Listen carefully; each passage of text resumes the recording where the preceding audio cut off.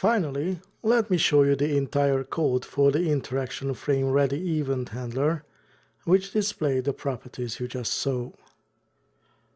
First, we have two dictionaries indexed by an integer to store the last hand events for the left and the right hands of the users. The index is going to be the user's tracking ID. In the event handler itself, after we have copied the interaction data into the user infos array, we are creating a string builder object to dump the property values into. Then we loop through all the interaction data we have. If the skeleton tracking ID is a 0, then we don't have a user in this object, so we move on to the next one.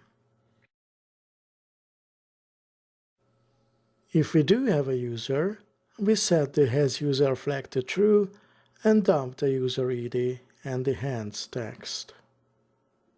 Next, we get the hand pointers collection and check if it has any element in it.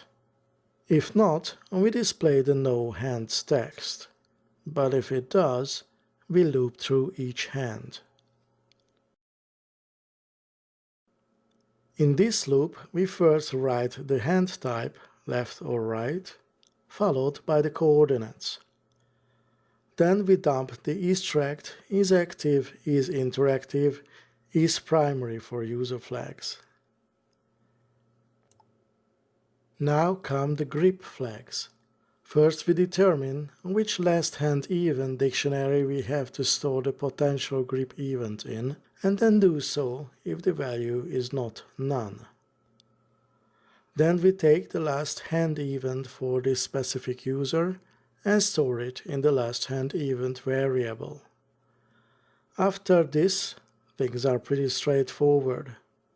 We dumped the press-related variables into the string builder object and set the text property of a text block to it.